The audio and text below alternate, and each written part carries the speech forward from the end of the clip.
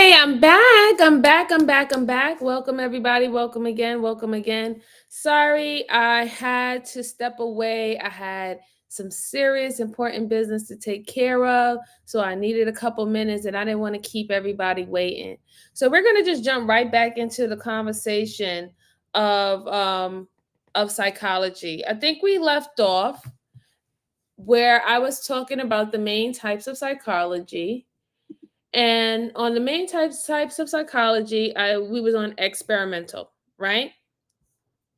So that's where again I was talking about that is when you do the shock therapy, or you heard the horror stories of the shock therapy and stuff like that that they were given to people back then when they didn't really have an idea or understanding what mental illness is. I think that's even before they were calling it a mental illness that could have been used with treatment. The treatments was quite harsh. So after that, we have personality psychology. So that personality psychology is a branch of psychological that examines a personality and its variation among individuals. It aims to show how people are individually different due to the psychological forces. That's kind of weird, but yeah, it's the difference in individuals and their personality, really. Then we have sports psychology. So I think people have an idea about sports psychology because we hear about sports medicine and things of that sort, but it's been defined by the European Federation of Sports Psychology back in 1996. So it's a study of the psychological basis, processes, and effects of sport. Sport is defined as a physical activity where the individual engaged for competitive and health. So pretty much there is a psychological study in reference to sports. I think that's when they more go into detail about um gameplay, especially ones that have to deal with teams like football and stuff like that. I think that's normally what they're talking about. Then we have military psychology. Military psychology is the specialization within psychology that applies psychological science to promote the readiness of military members, organizations, and operations. So I have some understanding of military psychology just because of my background in general. But we do definitely deal with in theories. We have the cultural, we have political, we have environmental. This is also where we get the framework for metacognition, right? Where we are examining our strengths and we are honing on our weaknesses to trying to build them up. Then we have environmental psychology, which is the branch of psychology that explores the relationship between humans and their external world, meaning nature, the sky, when it rains, how it affects us. So that is literally that environmental psychology. Then we have behaviorism, which we all know. We go through the symptoms and the different symptoms to understand the behavior of humans. We have biopsychology, where I roughly talked about that. That was one of the main fours. So that's the intricate type of psychology that inspects how the brain and the neurotransmitter and other factors affects the human. Okay. Child psychologists, as you know, children are now have psychologists, and they're focusing on adolescents and young children and what they're experiencing, the behaviors that they're experiencing. And then we have the behavioral neuroscience, which is also known as biopsychology. It's the study of biological factors, things about like emotional difficulties, stress, people having, what is it? They having manic depressions or manic disorders that would actually kind of fall under the behavioral of neuroscience, why some of those things happen. Okay, so now that we have somewhat of an understanding of all the main types of psychology and what we are practicing and going over, I am now going to show you the Jungian psychology.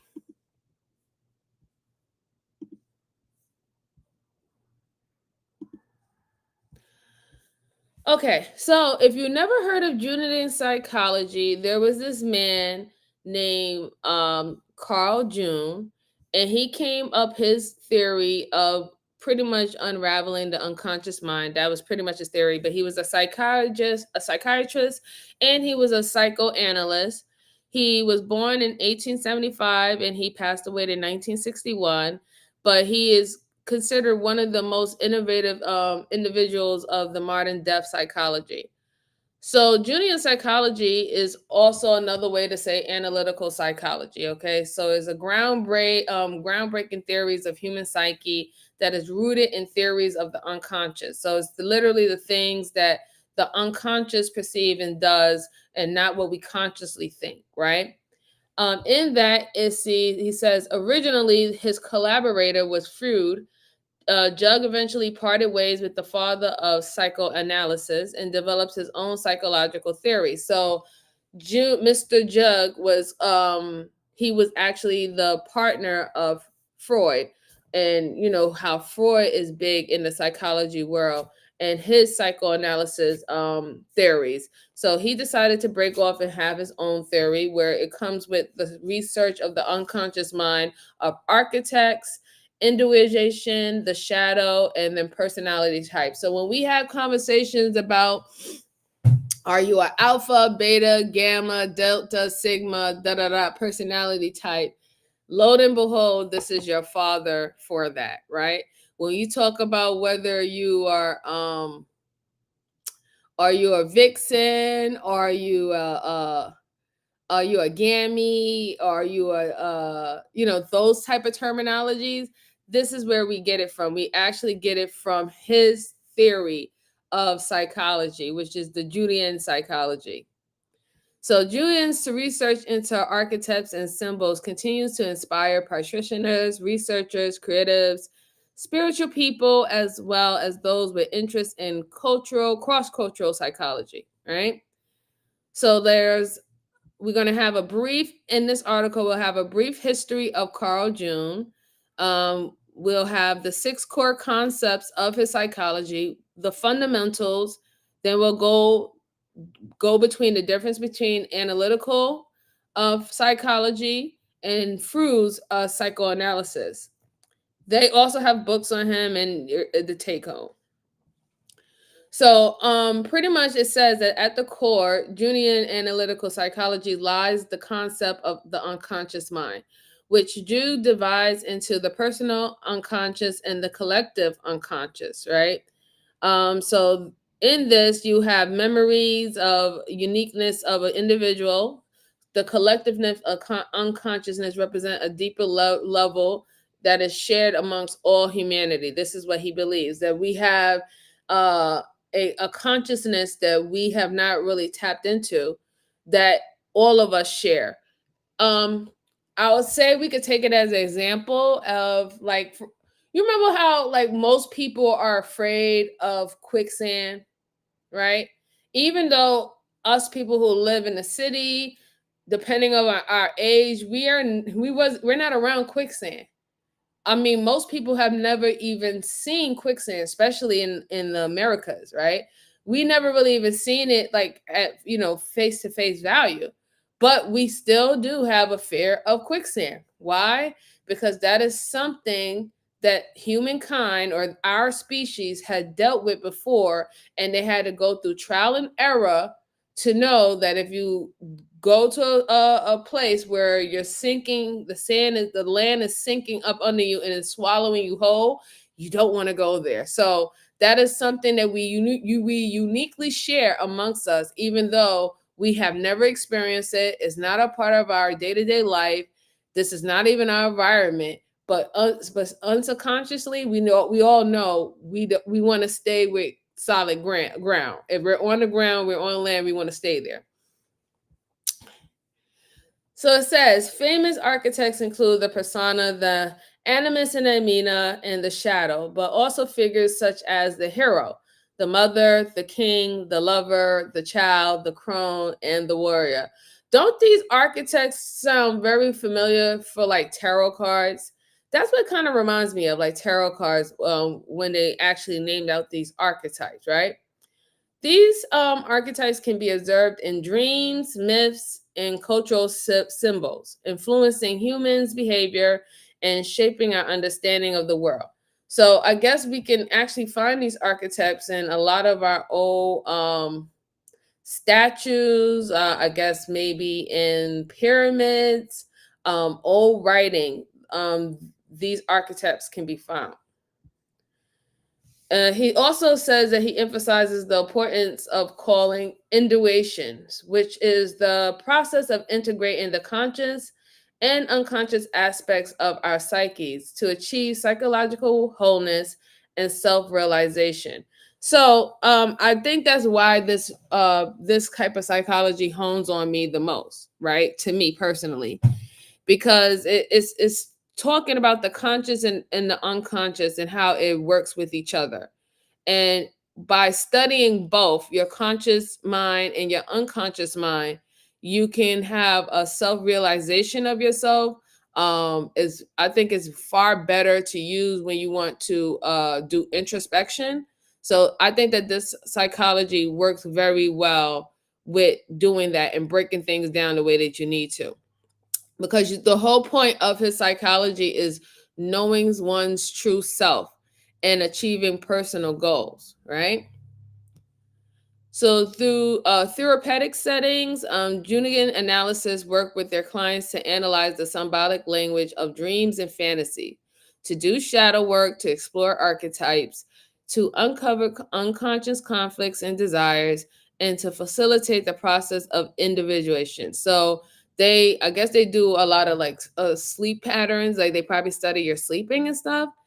We heard of shadow work. Shadow work is like literally thinking about the things um that you're doing and writing it down on a piece of paper and realizing whether or not if this is productive or is it not productive. Is this something that you really want to do, or is it not something that you really want to do? Is this really who you are? Do you really agree with this, or what is the reason why you're doing it? That's that shadow work, to look in the mirror to see, about yourself, right? So it says by integrating unconscious material into consciousness, clients can gain clarity, like I stated, and generate images and metaphors for a deeper sense of purpose. Let's see. And hey, everybody, welcome back. Hey, Don, thank you for coming. Thank you. Hey, Hassan, thank you for coming back again. Yeah, I was on a little earlier. I had to get off. I had a important phone call that I really needed to take, so I didn't want to miss out on it. So let's see. All right, so they said Jungian psychology also offers variable insights for understanding organizational dynamics and leadership by recognizing archetypal patterns, unconscious influences within groups. Leaders can promote collaboration, innovation, and collective well-being. June-inspired concepts such as archetypes and the hero's journey can illuminate individual and collective behaviors within the organization, facilitating growth and collective flourishing. So I guess you can also do this with groups. It'll also help you identify everybody's archetype character. And it's pretty much like it's supposed to help you. It can help everyone, really. So this is just a brief history of him. Carl Jung. He's pretty much was born in July 26th. So his birthday just passed. Happy belated birthday. 1875. Ooh, and he's from Switzerland. Okay. We don't necessarily really have to go through his whole family life, but like I said, he was partnered with Freud. And we know Freud, his theory was analyst, I think. Yeah, psychoanalyst. So once he decided to create his own school, his school was about analytical psychology. So again, that is the collective of the unconscious, archetypes, and the process of individuation. That is the centralization of his work. And he did suffer a lot of criticism and controversy during his lifetime.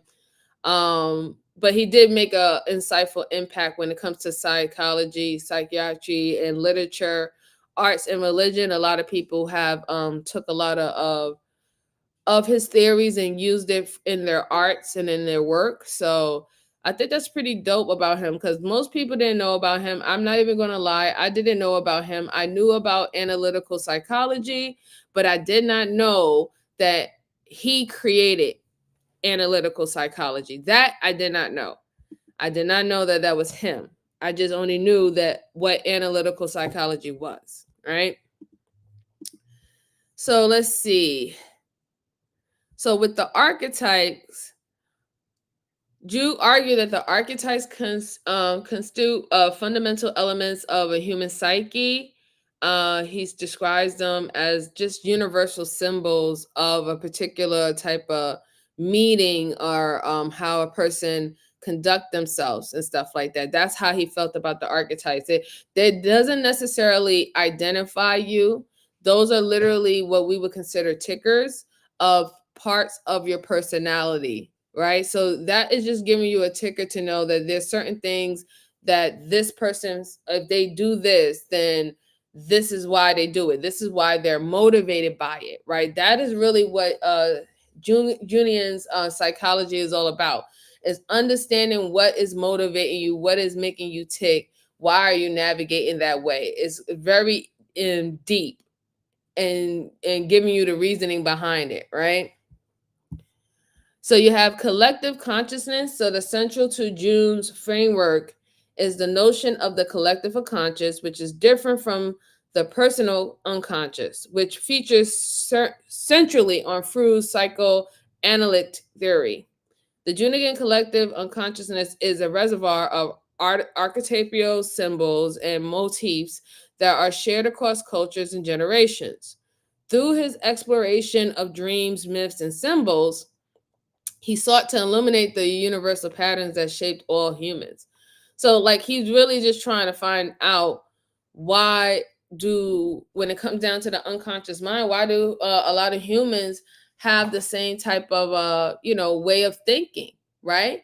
Not or way of feeling a certain type of way. Why do they feel this way when they're sad? Why do they feel this way when they're mad? That's what he's really trying to find out. Why are we connected, but we're really not connected? That is literally his framework of understanding where the root cause of everything is from. Persona and shadow. So according to Jung, the persona represents the social mask we wear to navigate the external world, while the shadow embodies the repressed, darker aspect of psyche. Integrating the shadow is crucial for achieving psychological wholeness. So, for example, is when you have someone who comes out there and they act like they have all the esteem in the world. They act like they're, oh, I'm so this, I'm so that, and da da da. There's a possibility that the actual side that we don't see is that that person is very low self-esteem, that they're very insecure, that they are seeking validation. Like, that is what that shadow is. When you look into the shadow to see certain things about yourself, and the persona, you see that the persona that a person might put out to the external world is completely different than how they're actually feeling. Then we have individuation. So in the Jungian psychology, individuation refers to the process of psychological development and self-realization that results from the integration of conscious and unconscious facets of our psyche. So you want to engrave these things.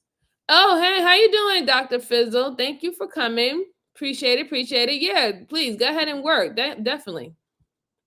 Thank you for coming.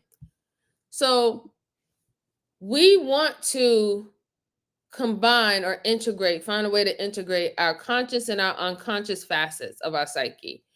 The more that we know about ourselves, the more that we can do better, the more that we can achieve, the more that we can grow in a healthy way, right?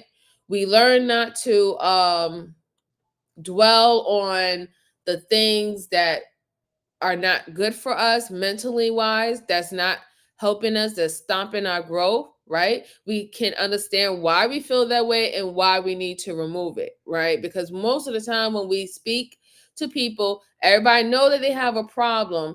Everybody know that they need to move it, or they can have an idea or an assumption how it got there. But is there actually a real step-by-step plan to not just get over it, to actually remove it out of your life so it's no longer affecting you, right? Because even with great treatment or psychotherapy, even with great treatment, it alleviates it, but it doesn't necessarily go away, right? It doesn't necessarily go away. However, the more that you keep on having the psychotherapy and you're breaking within your unconscious mind to figure out why you're moving in this way or why you operating or you think in that way, then you're going to see long lasting results, far more long lasting results than having it undiagnosed, right? So again, with the self-integration, it says that it's the integration of varied aspects of psyche, including conscious and unconscious elements, which I stated before, personal and collective symbols, so things of symbols that means important to us, necklace, square. Uh, some people have admiration for certain type of shapes, right? Like their only type of jewelry they like is oval jewelry, or anything with the form of a diamond. That's where they usually cater or go to.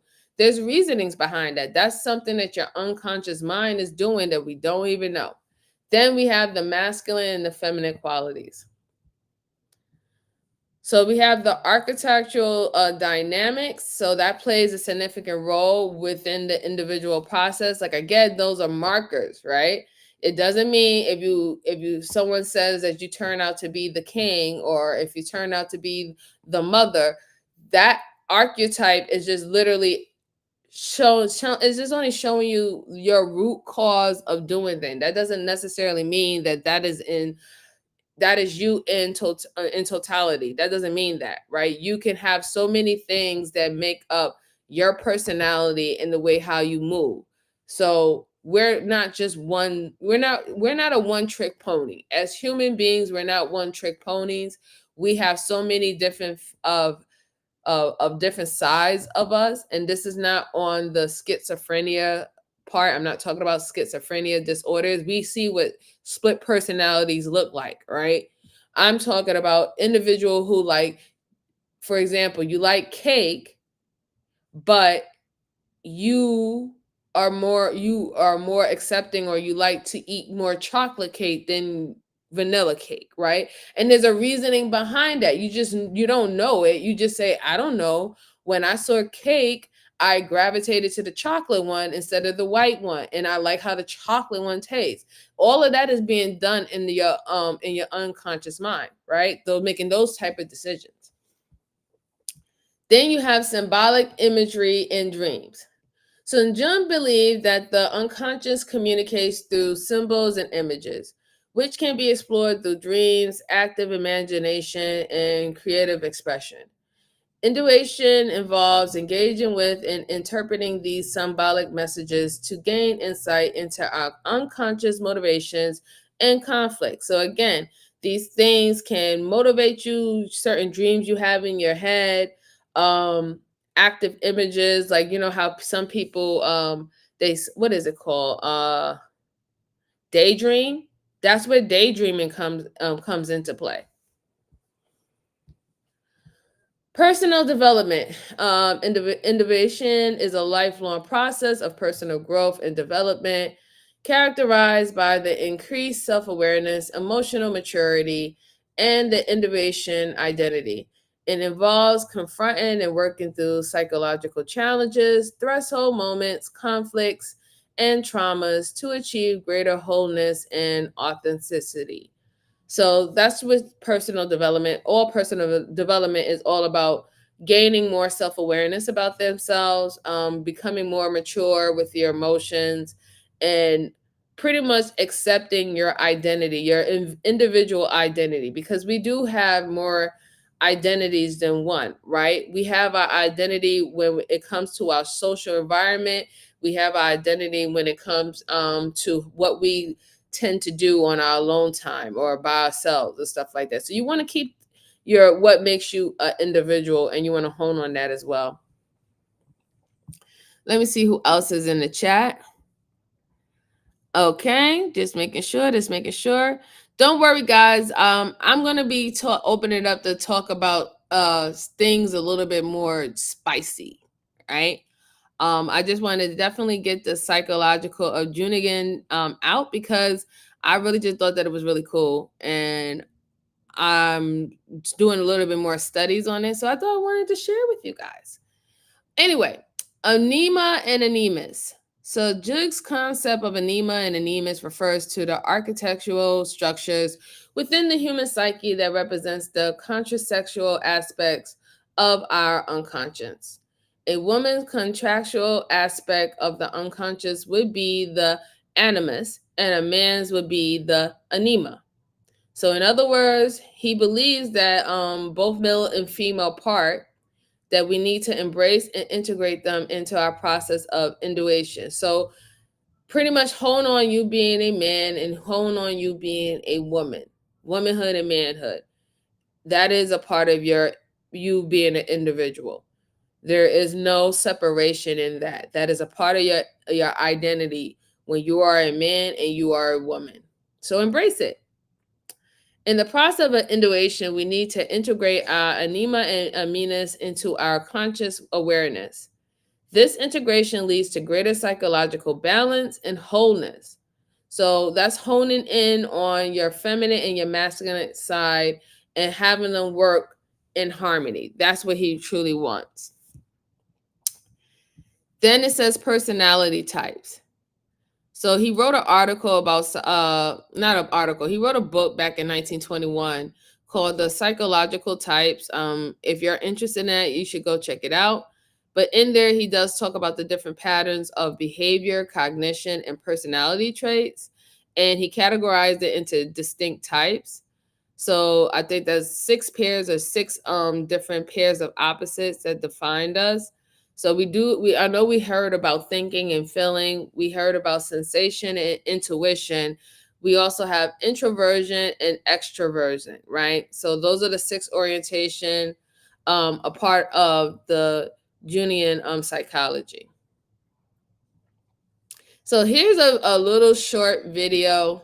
I hope I don't get being pinged, but here's a short video of actual Carl Jung explaining his core theories, and I think that it's a part of his documentary. So hopefully I don't get pinged. Please don't ping me, YouTube, but here we go.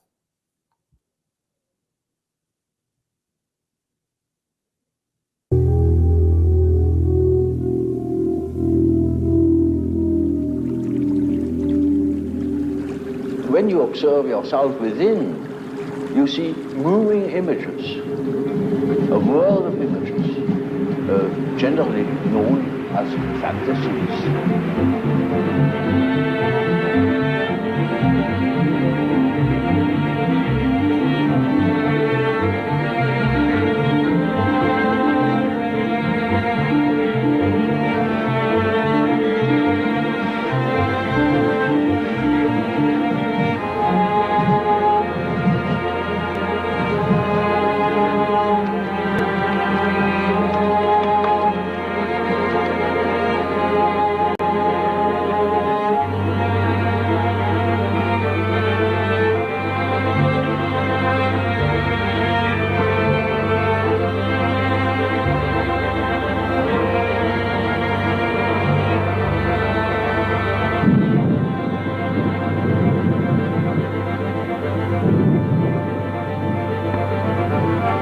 Childhood, a character is already there. You see, the child is not born tabula rasa, as one assumes. The child is born as a high complexity with existing determinants that never waver through the whole life, and that give the child his character already in the earliest childhood. A mother recognizes an individuality of her child. And so if you observe carefully, you see the tremendous difference even in very small children. And These peculiarities express themselves in every way. So first, the peculiarities express themselves in all childish activities, in the way how it plays, in the things it is interested in. There are children who are tremendously interested in all moving things, and the movement chiefly. All the things you see that affect the body. And so they are interested in what the eyes do, what the ears do, how far you can bore into the nose with your finger, you know. Now you see these things, these interests express themselves in a typically childish way in children, and later on they express themselves in other peculiarities, which are still the same, but it doesn't come from the fact that they once have done such and such a thing in childhood. It is the character that is doing it. There is a definite inherited complexity. You see, we are born into a pattern. We are a pattern. We are a structure that is pre-established through the genes. It is a biological order of our mental functioning, as for instance our biological or physiological function follows a pattern, or the behavior of any bird or insect follows a pattern, and that is the same with us. Man has a certain pattern that makes him specifically human, and no man is born without it. We are only deeply unconscious of these facts because we live all by our senses and outside of ourselves. If a man could look into it himself, he would discover it. And when a man discovers it, in our days, he thinks he's crazy. And he may be crazy.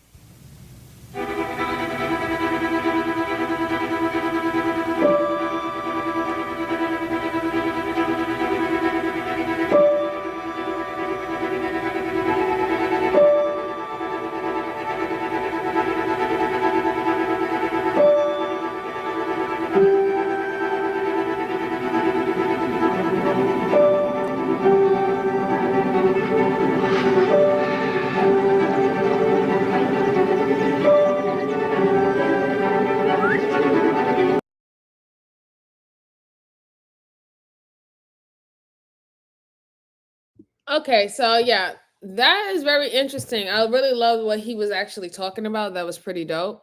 Um, if you want to go look at it yourself, because it's a very long video, it's an hour long. But yes, go shout out to Mr. Carl Jung or CG Jung. This is on YouTube. So you can look at it yourself about the what he was actually saying around his last words of actually living. So to continue on with his theory, the fundamentals of it, Jungian therapy offers a holistic approach to the psychological healing. It's focusing on deepening self-knowledge, dream analysis, shadow work, architectural analysis, symbolic interpretation. So Jungian's therapists work collaboratively with clients to explore unconscious dynamics, to help with the various integration process that are essential for individuation and to foster their personal growth and transformation.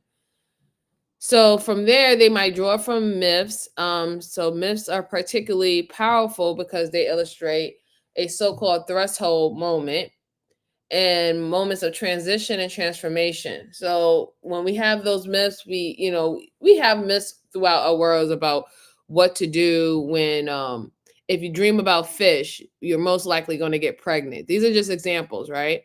You cut your hair on a full moon, your hair will grow 3 inches more within the month.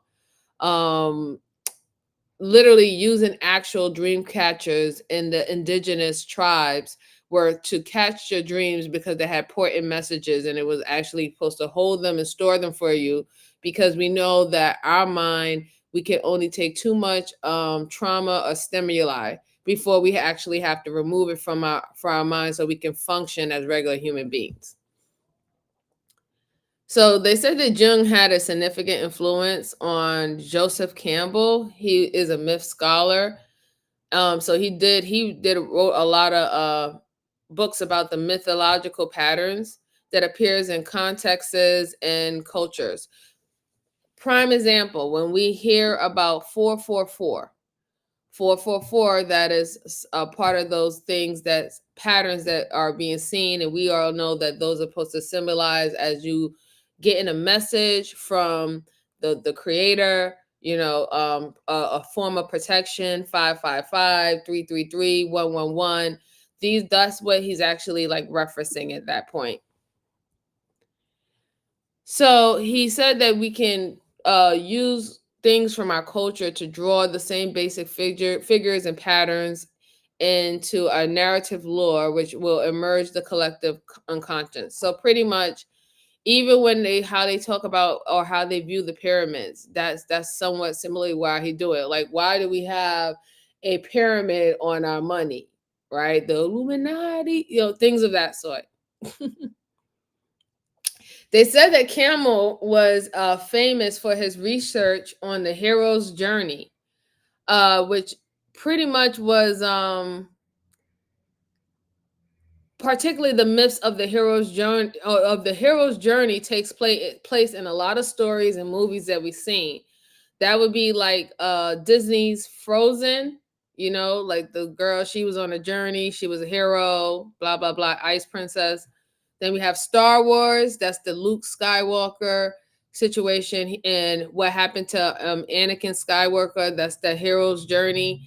And also we know about Neo from the Matrix. Those are similar researches that takes his well, those are similar movies and stuff that we know that are pretty much referencing Campbell's research on the hero's journey. Then the therapist of the Jungian, who follows the Jungian's use of the hero's theory, they have a blueprint, which is to help their clients reframe their challenges, discover community within their suffering, and to find purpose. And I think that's a big thing, because what we realize, especially on YouTube and in these space, that a lot of people don't got fucking purpose. They don't have any purpose. They're literally walking around, walking zombies, just having to fucking say anything or do anything for attention, really. And even what they want to consider content is nothing but, it's not even content, it's just gossip. They have no original thought whatsoever. Then it says the hero is usually called an adventurer but resists the call. Eventually they need to confront their adversaries, overcome challenges and obstacles, and often meet mentor or helper figures along the way.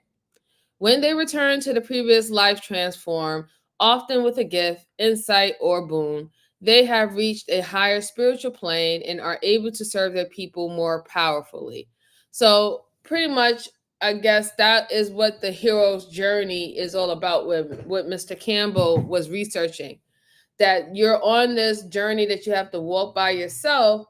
However, when you reach your goal, you make such an impact on your loved ones and the others around you in your community. And so that's pretty much that hero's journey type of situation. They go through a lot of trials and tribulation, but when they get to the end of it, they're using everything they learn for the greater good. The hero's journey beautifully illustrates the process of individuation, during which we need to wrestle with our shadow or confront our demons so that we can reach a higher level of integration and ego transcendence. That's that ego. We know how that ego do to people. It's terrible, really. So terrible to see people crash out. Anyway, Jung's analytical psychology versus Freud's psychoanalysis. So Jung initially embraced Freud's psychoanalytic ideas before parting ways with his mentor and developing his own theories. Throughout his lifetime, Jung explored diverse subjects as that stretch beyond the fields of psychology and psychiatry, ranging from mythology and Eastern philosophies and religion, all which enrich his understanding of the human psyche.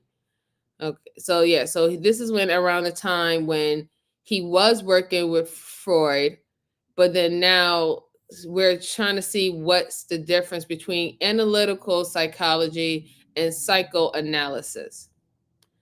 So psychoanalysis is strongly emphasized the roles of sexual drives and early childhood experiences in shaping personality. So psychoanalysis pretty much is just saying that like what as you being a male human or a female human, what drives you? So when we talk to these men in these spaces and when they say that men need sex or men needs to feel respected, men need to compete, they always have to challenge themselves, they have to use aggression. That's what he's actually talking about. He's saying what is being led by your gender, your sex. And then when it comes down to psych sorry analytical psychology, right? So analytical psychology deals with the difference of the personal unconscious is being introduced with the collective unconscious.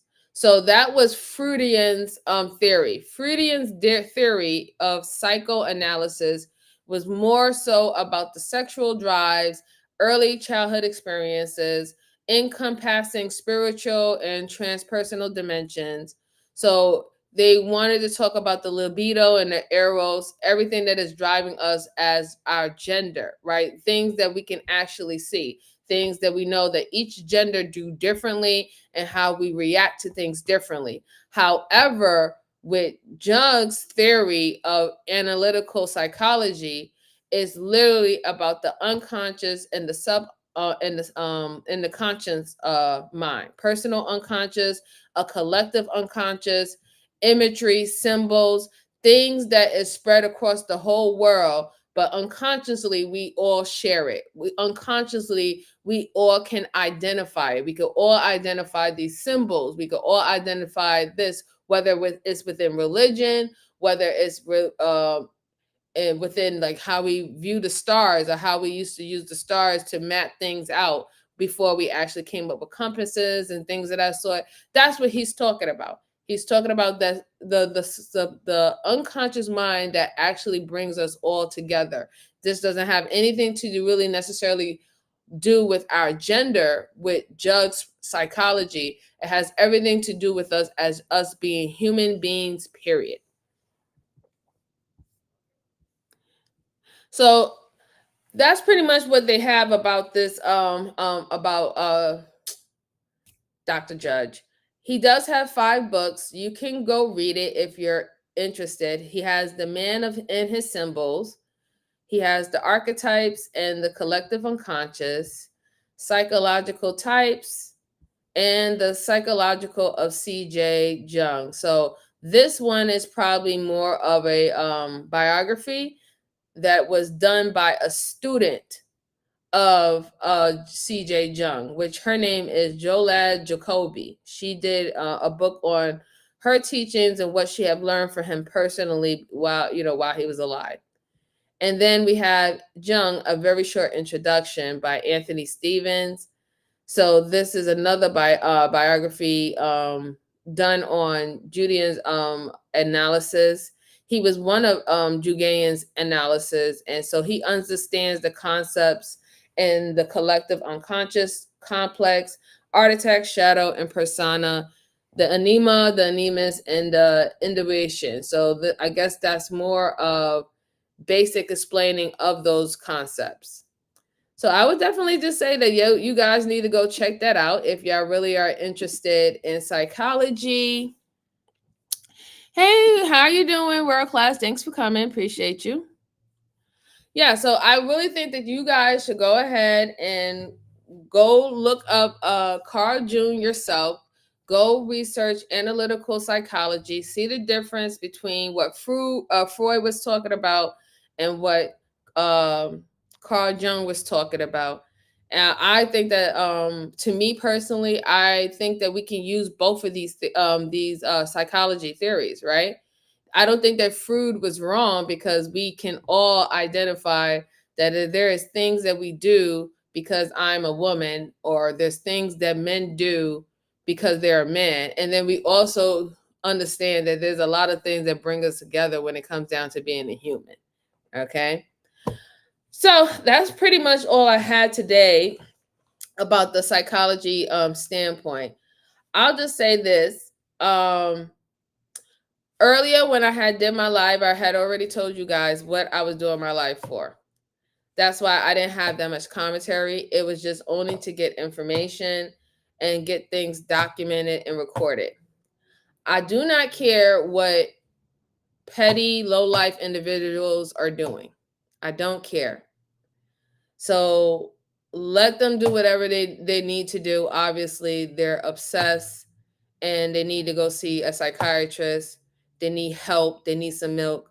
I don't care about any of that.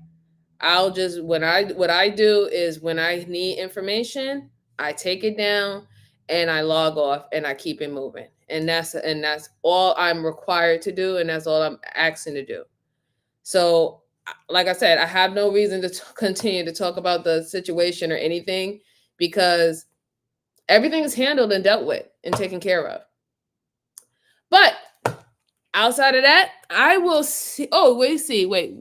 What did world class say? I'm more of a neuroscience guy than a psychology guy, but I'm yeah, I know you are more about you know what is funny though, because world class they actually touched on neuroscience in it, and I actually did go over the neuroscience psychology part of it, because I broke down all the 18 different type of psychologies. So yeah, you should definitely check that out. Like, I know that that's more up your alley, but yeah, you should definitely check it out. But like I said, and I stated before, I am good, guys. Everything is taken care of.